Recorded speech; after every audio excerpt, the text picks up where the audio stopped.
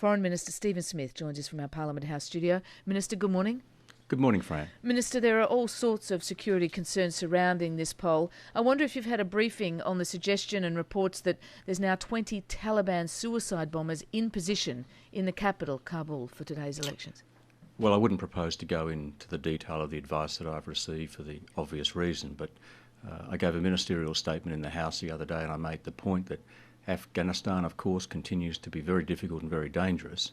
And my fear was that in the context of the election, which the Taliban are doing everything they can to disrupt, it would be even more dangerous, and my fear was more attacks. And over the weekend, of course, we saw a terrible attack in Kabul.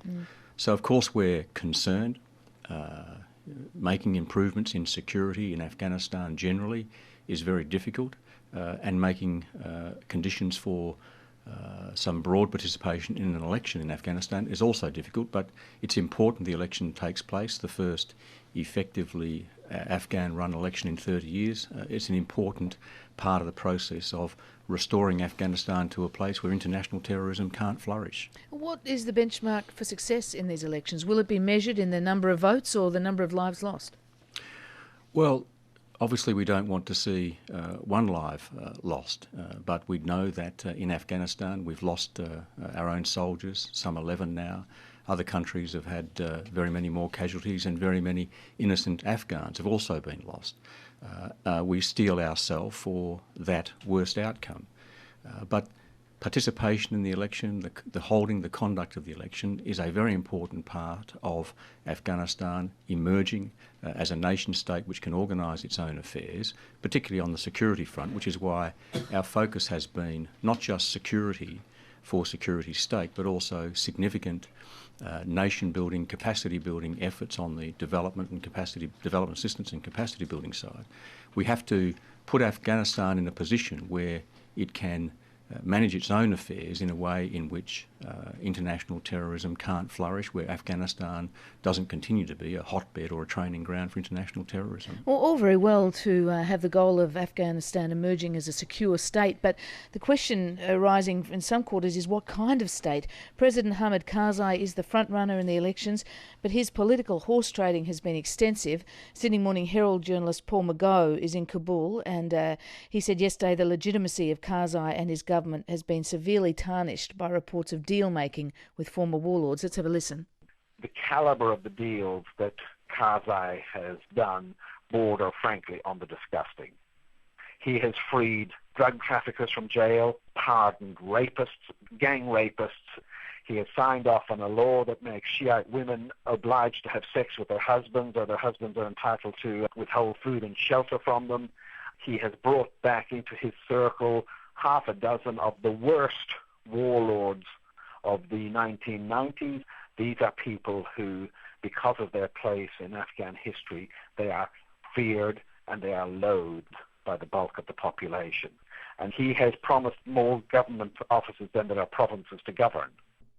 Minister, what are Australian forces doing supporting a leader like President Karzai, dying for a leader like that? Well, firstly, we're not supporting President Karzai in his re-election. What we're supporting is an electoral process in Afghanistan, and we will deal with whoever emerges from that electoral process. It may be President Karzai, it may be another candidate. Let me make a couple of comments about our view of the Karzai government to date, and then some comments about the future. It's unquestionably the case that there has been an ebbing of confidence in the international community so far as the Karzai government has been concerned over the last 12 months.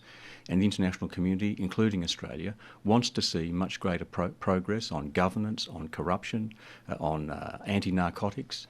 And Australia has, as have the international community, expressed our very grave concerns about some of the suggestions so far as Sharia law is concerned and not meeting international human rights standards so far as women is concerned. Irrespective of who wins this election, the international community will require significant improvement so far as the government of Afghanistan is concerned in those areas. And that point's been made to Afghanistan by Australia, by the international community. The international community and the domestic constituencies of the countries involved in the UN mandate in Afghanistan will demand that. And so whoever wins, they'll be judged on the progress they make on those fronts. irrespective of what suggestions there are currently floating around about deals that have been done to curry up or to seek electoral support. Okay, well, whoever wins, the front runner at the moment is President Hamid Karzai, and as we just heard, there are suggestions that he's been doing unholy deals to try and get re-elected. There's also widespread reports over vote rigging. Are you concerned about these allegations, and what percentage of the votes do you expect will be fraudulent votes? Well, always in these matters, I think we're best off waiting until the event has occurred and then doing our exhaustive analysis. I haven't and don't propose to engage in speculation as to who might vote. The fairness and the governance of the election itself. We have put a significant amount of effort into support for the Afghanistan Electoral Complaints Commission, to training officials, to in particular training women so that they can be involved in the process to seek to maximise the number of women who vote. But on issues like what the turnout might be, the sanctity or the rigour of the electoral process, all of these things will need to be exhaustively assessed. But let's put it into this context. All of these things are occurring under very grave and great difficult circumstances because the Taliban is trying to disrupt the election by force of arms, threatening to kill and murder their own people. So part of the difficulty in organising an election is the Taliban's activities, and the Taliban are there because they are prepared to host in their country a breeding ground, a hotbed of international terrorism, which has adverse consequences for Australia, as we've seen in the last half dozen years, whether it's terrorist attacks in London or New York or Bali or in Jakarta. And that's why it continues to be in our national interest to be there under very difficult circumstances.